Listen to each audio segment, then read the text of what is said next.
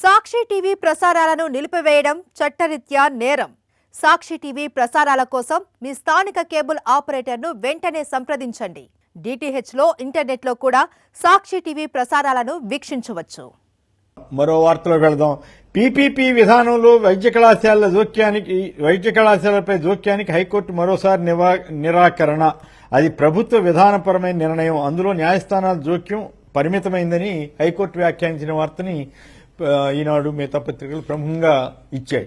నిజంగానే అది విధానపరమైన నిర్ణయమా, ఆల్రెడీ ఇంప్లిమెంట్ అవుతున్నటువంటి దాన్ని మార్చినటువంటి వ్యవహారమా, అన్ని ప్రభుత్వ విధానాల్లో జోక్యం చేసుకోవట్లేదా అనేది ఒక ఆస్పెక్ట్ అయితే, ఇప్పుడు ఇక ప్రజలకు ఉన్నటువంటి ఆల్టర్నేటివ్ ఏమిటి? న్యాయ వ్యవస్థ తనకున్న పరిమితుల రీత్యా జోక్యం చేసుకోలేకపోయినప్పటికీ కూడా ప్రజాభిప్రాయం ఎటువైపు ఉంది?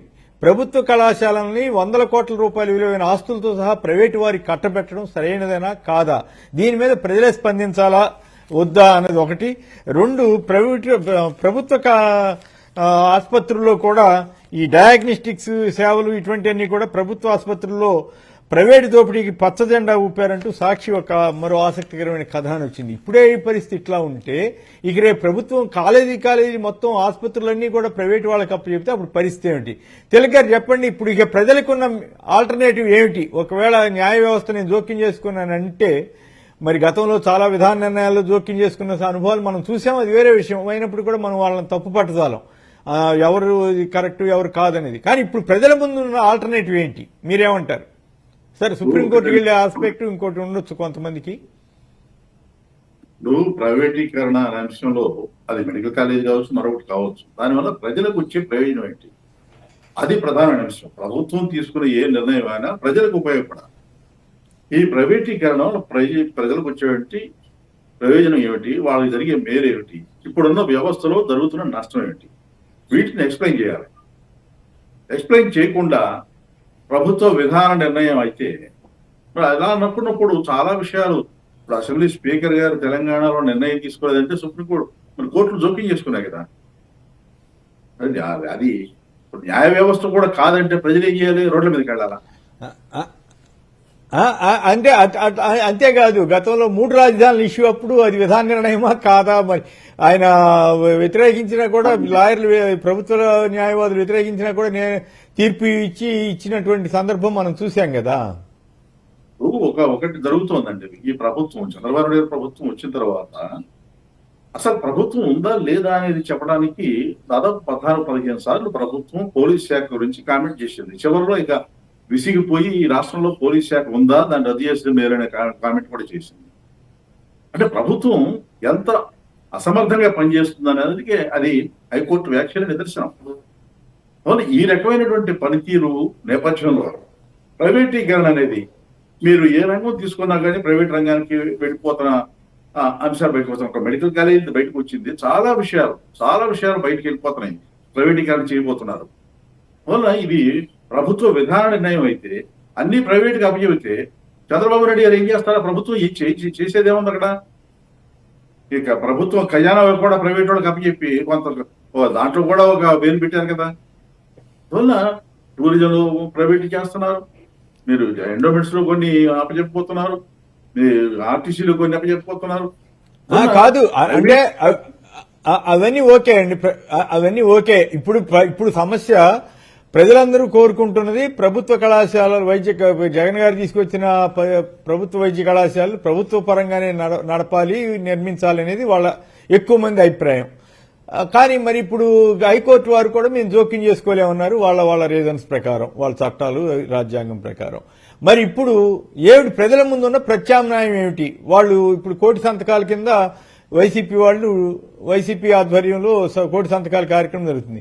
ఇక అట్లా ప్రజల్ని చైతన్యపరిచి ప్రజల్లో ప్రజలే వ్యతిరేకిస్తున్నారనే ఫీలింగ్ రాకపోతే ఇది ఆగనట్లే కదా అనేది ఒక ప్రశ్న. అదే ప్రజల్లో అభిప్రాయం అంటే ప్రభుత్వం ఏం చేయాలి? మేము ప్రజాభిప్రాయం ప్రకారం చేస్తున్నామనే ఉద్దేశం కనుక ఉంటే దాని మీద ఓటింగ్ పెట్టమనండి. నేను మధ్యంతర ఎన్నికలు అంటలేదు. ఈ ప్రైవేట్ మెడికల్ కాలేజీలను ప్రైవేటీకరణ చేయటం కరెక్టా కాదని ప్రజల దగ్గర నుంచి ఓటింగ్ తీసుకోండి. అవును, అది కూడా చేయరు. రిఫరెండం లాగా అది కూడా చేయరు. ఆయన ఇష్టారాజ్యంగా చేయదలుచుకున్నాడు, చేస్తున్నాడు. ఆయన ప్రయోజనాలు తప్ప ప్రజల ప్రయోజనాలు పట్టట్లేదు. నేను సూటిగా ఈ విషయంలో అదే చెప్తున్నాను. మెడికల్ కాలేజీల విషయంలో ఇప్పుడున్న వ్యవస్థలో నాడు నేడు కానివ్వండి, పిహెచ్సీలు కానివ్వండి, లేదా doctor concept door to door doctor concept కానివ్వండి, ప్రభుత్వం జగన్మోహన్ రెడ్డి గారి ప్రభుత్వం తీసుకున్న అమలు జరిపిన పథకాలు ప్రజలకు ఎలా నష్టం చేసినాయి. ఇప్పుడు చంద్రబాబు నాయుడు గారి ప్రభుత్వం నాడు నేడు ఆపేసింది, డోర్ టు డోర్ డాక్టర్ ఆపేసింది, పిహెచ్సీలో సౌకర్యాలు తగ్గిపోయినాయి, ప్రభుత్వ ఆసుపత్రుల్లో దూరి కూడా ఉండలేదు. ఇటువంటిప్పుడు చంద్రబాబు నాయుడు గారి ప్రభుత్వం తీసుకున్న నిర్ణయాలు కానీ, ప్రైవేటీకరణ ఆలోచనలు కానీ ఇది ప్రజలకు ప్రయోజనం చేకూరుస్తుంది, ఏ రకంగా చేకూరుస్తుంది అనేది వాడు చెప్పాలి. అది చెప్పకుండా మేము ప్రైవేటీకరణ చేస్తాం, మాకు అధికారం ఉందంటే, మాకు అధికారం ఉందని చంద్రబాబు నాయుడు గారు అంటారు, ఇది ప్రభుత్వం నిర్ణయమని కోర్టులు అంటాయి. ఇంక ప్రజలకు దిక్కేమిటి? అది ప్రజలు రోడ్ల మీదకి రావడమే కారణం, అలజడి సృష్టించడం, శాంతి భద్రతల సమస్య సృష్టించడం అనేది మార్గం అయితే ప్రజాస్వామ్యంలో అది కాదు కదా మార్గం. ప్రజల మాట వినాలి కదా. అందువల్ల ఇది ప్రజల ప్రజాభిప్రాయం. అప్పలరాజు గారు మీరేమంటారు? మీరు ఈ విషయంలో చాలా మీరు రైట్ ఓకే హైకోర్టు జోక్యం చేసుకుందామని ప్రస్తుతానికి చెప్పారు. మరి ఇప్పుడు ఏమిటి ప్రజల ముందున్న కర్తవ్యం ఏంటి? మీ కోటి సంతకాలే పరిష్కారం అవుతుందా ఎట్లా? అప్పలరాజు అప్పలరాజు గారు క్షమించాలి, ఒక్క నిమిషం. ఇప్పుడు ఇది తెలుగుదేశం పార్టీ మౌలిక సిద్ధాంతానికి వ్యతిరేకం అండి. ఎట్లా అంటే ఎన్టీ రామారావు ముఖ్యమంత్రిగా ఉండగా విజయవాడలో ఆయన మీద ఎంత ఒత్తిడి వచ్చినప్పుడు కూడా సిద్ధార్థ మెడికల్ కాలేజీని ప్రభుత్వం హ్యాండ్ ఓవర్ చేసుకుంది. అంటే ఎన్టీ రామారావు తెలుగు గొప్ప అయ్యింది.